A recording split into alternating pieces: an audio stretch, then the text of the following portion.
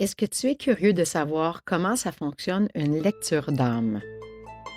Bienvenue au podcast de la magie du pouvoir mental. Nous sommes Maude et Marjorie, deux magiciennes et créatrices du système de la magie du pouvoir mental.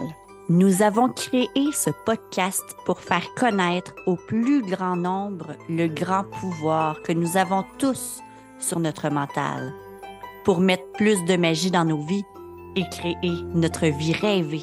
Oui, c'est possible pour tous. Attends-toi à ce que la magie se manifeste dans ta vie. Bienvenue à ce tout nouvel épisode où on est dans le module des dons. Et on a déjà parlé de plusieurs formes de dons. Il existe plein de sortes de capacités et tout le monde a des dons. Tout le monde a ce pouvoir de pouvoir se connecter à ces dons. Mais pour faire ça, j'en ai parlé dans les épisodes précédents, ça prend une connexion à la source parce que c'est pas lorsqu'on est connecté à notre mental qu'on peut ressentir nos dons, mais c'est quand on est connecté à la source. Donc, évidemment, il y a un chemin à parcourir. Et pour t'expliquer un petit peu, bon, les lectures d'âme, je dis souvent que je fais des lectures d'âme. C'est quelque chose qui m'est arrivé il y a environ peut-être 3 4 ans, je me souviens plus exactement. Mais j'ai toujours ressenti les choses. Puis il y en a beaucoup de gens, je ressentais, j'avais une grande intuition, donc j'étais très connectée à mon ressenti, ressentir l'énergie, ressentir les gens. Et c'était pas mal ça, je ne voyais pas vraiment. Bon, je vois les auras, je vois l'énergie, mais je voyais pas nécessairement les défunts, les guides et tout ça. Et lorsque j'ai fait le travail il y a 5 ans de me libérer des blessures, c'est à ce moment-là que j'ai commencé à me connecter à ce qu'est une lecture d'âme. Donc aujourd'hui, je vais t'expliquer un peu justement c'est quoi une lecture d'âme, comment ça fonctionne, puis comment me viennent les messages. Pour comprendre, tout d'abord, c'est pas de la magie, là, puis c'est pas, tu sais, c'est vraiment une reconnexion à l'âme. Donc moi, quand je me retrouve devant quelqu'un, et c'est pas avec tout le monde. Donc oui, quand que je veux faire des lectures d'âme et que je me retrouve face à face à une personne, c'est pas comme de la voyance où est-ce que je vois des choses et tout ça, c'est pas de cette façon-là que ça fonctionne. Donc, c'est vraiment l'âme de l'autre personne quand elle est prête. Et si elle est prête à me livrer des messages que la personne est prête à recevoir à ce moment-là. Donc, elle va seulement me dire ce que la personne est prête à recevoir à ce moment-là. Donc, oui, des fois, je vois des choses loin, à long terme. C'est comme si on me montre un peu. Puis quand je dis qu'on me montre, là, je ne vois pas dans ma tête. C'est comme si on me suggère des choses. Donc, j'ai des ressentis. Et par ces ressentis, je sais ce qui est là. C'est pas ma tête qui construit des choses. C'est vraiment, c'est comme si je reçois dans des ressentis. On me montre un chemin, on me parle de... Mais c'est pas une voix, c'est vraiment par le ressenti que ça se livre le message, parce qu'il y a personne que c'est de la même façon. Il y a des voyantes qui voient, qui entendent des voix, qui vont voir dans leur carte. Moi, c'est vraiment par le ressenti. C'est spécial, mon téléphone fait des cloches au moment où que je parle de ça. Donc, il y a une énergie qui est là présentement. Donc, quand je me retrouve devant une personne et que je veux lui faire une lecture d'âme, c'est pas tout de suite que ça se passe. La personne doit commencer à me parler et là, tranquillement, quand elle me parle, je commence à ressentir des choses. Et là, je peux ressentir justement toute la lourdeur, la problématique, les mémoires par rapport aux parents. Donc, je ressens beaucoup, beaucoup de choses. Et comme si, dans le fond, c'est comme si c'était ma vie à moi. Fait que je ressens des choses comme si je l'avais vécu. Donc, c'est comme si je me souvenais en dedans de moi. C'est exactement ça. Donc, je me souviens, et c'est ma façon, donc je me souviens quand elle était jeune, ce qui est arrivé, cette douleur-là, ce qu'elle vit. Donc, c'est comme si on parlait de moi. Alors, c'est comme si j'ai le ressenti qui vient en moi, et là, son âme se livre à moi. Et à ce moment-là, elle va me dire, comme j'ai dit, ce que la personne est prête à entendre à ce moment-là. Ça m'est arrivé à quelques reprises de me retrouver dans un endroit public puis que j'entends vraiment l'âme d'une personne me crier vraiment fort d'aller livrer le message à la personne. Ce qu'il faut comprendre, c'est que pour 95% des êtres humains, ils sont encore connectés à leur GPS mental.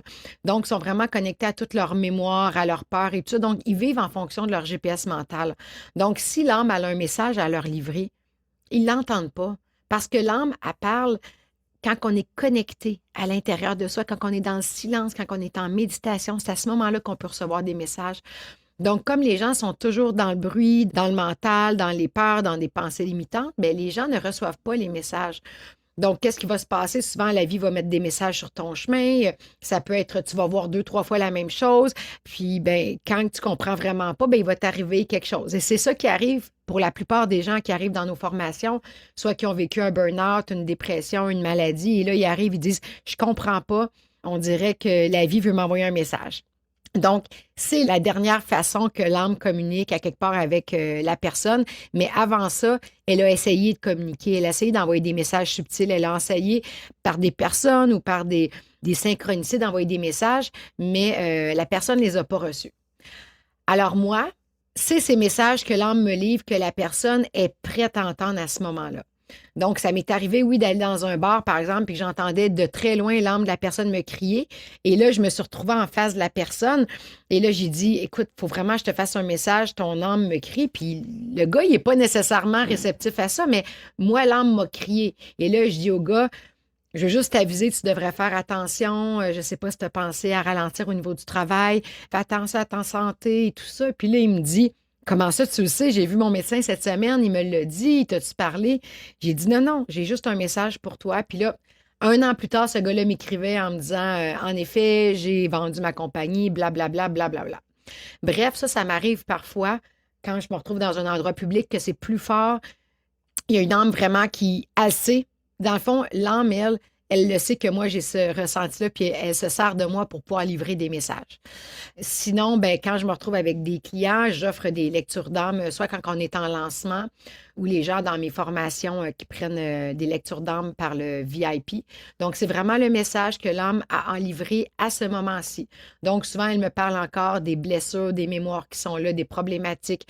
L'âme, elle, tout ce qu'elle veut, c'est se libérer, c'est avancer, c'est donc, elle va me parler des problèmes qui sont là. Qu'est-ce qui est encore là? C'est quoi la problématique qui revient? De quoi je veux me libérer? Et souvent, elle va me montrer des chemins. Comme si, par exemple, que tu décides de te prendre en main puis de choisir un accompagnement, que ce soit avec nous ou d'autres, là. Je vois le chemin. Je vois les raccourcis, je vois où est-ce que ça amène la personne. Je vois que la personne, exemple, elle pourrait vraiment se connecter à sa mission d'âme, aider les gens, faire des soins et tout. Mais que si elle ne se choisit pas, parce qu'on a plein de possibilités dans la vie.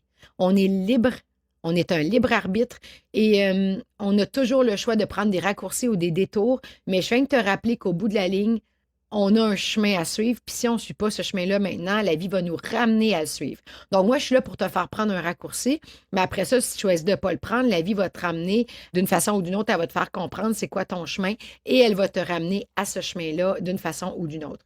Donc, tu sais, moi, il y a des gens que j'ai fait des lectures d'âme, puis 5 ans sont revenus vers moi en me disant, OK, ça fait 5 ans, j'étais à la même place, là, je suis prête à faire la formation.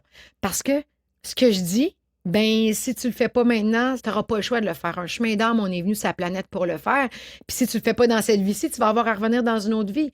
Donc, aussi bien de prendre des raccourcis. Alors, moi, je suis là pour dire, bon, mais là, si tu te libères dans cette vie-ci, il va y arriver ça. Mais si tu te libères pas, il y a des gens, dernièrement, j'ai vu la fille, je dis, bon, là, si tu te libères pas présentement, moi, je te dis, tu es en arrêt de travail dans 6 mois, t'arrêtes, nanana, puis la personne, elle voulait pas me croire, puis en effet, c'est ce qui est arrivé. Donc, je vois un peu ce qui arrive si elle ne se choisit pas, tu sais.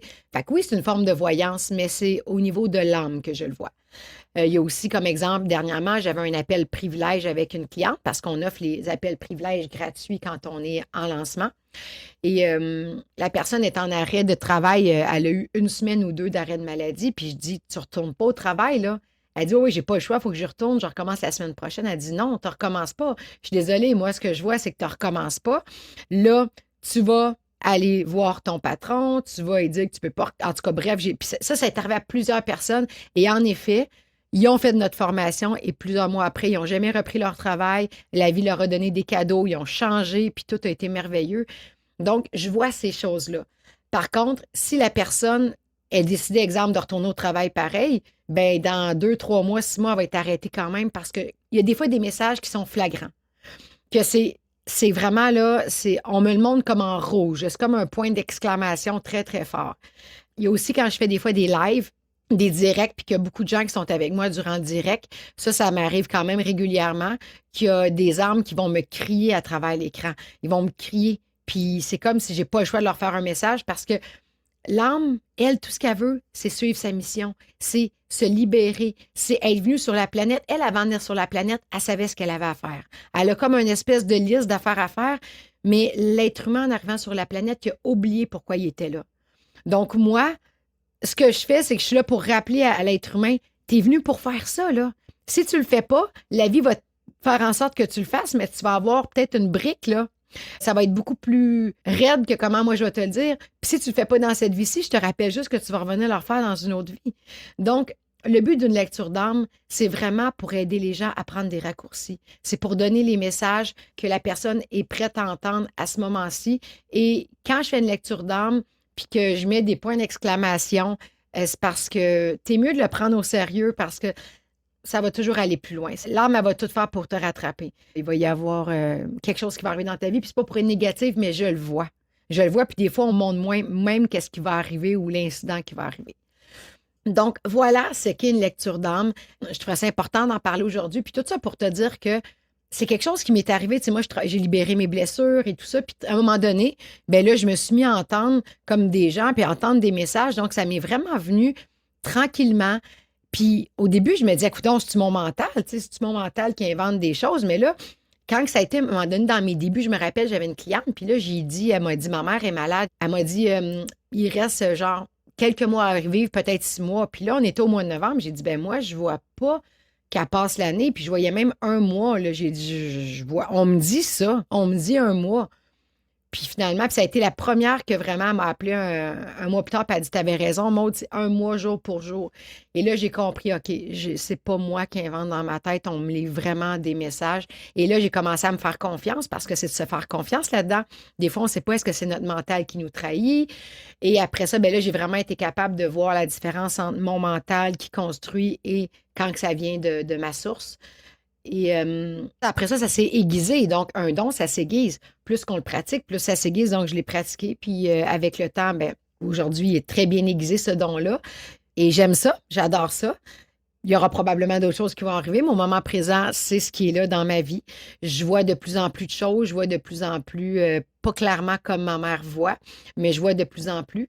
Mais tout ça pour dire qu'on a tous des dons, on a toutes des capacités. Mais tant qu'on est dans notre mental, on ne pourra jamais arriver à rien. C'est quand on est connecté à notre source que ça arrive. Donc, je t'invite vraiment, si ça te parle, là, on a le portail du lion qui arrive le 8/8. Donc, ça arrive tellement à point. Ça va être vraiment un moment très transitoire. J'ai reçu beaucoup l'information que le portail du lion, ça va être vraiment un switch. C'est vraiment un réalignement énergétique. Donc, on va vraiment faire une transition énergétique entre le avant et le après pour les gens qui vont choisir de le faire. Alors, si ça te parle, si tu as envie d'être là, on va vraiment vivre un exercice avec ma mère pour vraiment t'aider à faire ce réalignement énergétique, de faire en sorte qu'il y ait un switch du avant et du après. Donc, ça va être un soin qu'on va faire en direct avec vous. Donc, je mets le lien sous la vidéo pour que tu puisses t'inscrire. C'est gratuit. C'est une rencontre qu'on fait quand il y a des événements spéciaux. Et là, j'ai vraiment reçu l'appel de faire cet événement-là. La dernière fois qu'il y a eu un gros événement comme ça, on avait eu 8000 personnes qui avaient écouté notre vidéo et ça avait fait vraiment des changements extraordinaires chez plein de gens. Donc, si tu as envie de vivre ce portail, tu es le bienvenu. Le lien est là, c'est gratuit. Alors voilà, j'espère que ce podcast t'a plu et on se retrouve pour un prochain épisode de podcast ensemble et ça, on va toujours parler des dons parce qu'on est dans le module des dons. Je t'embrasse fort et passe une belle journée. Bye!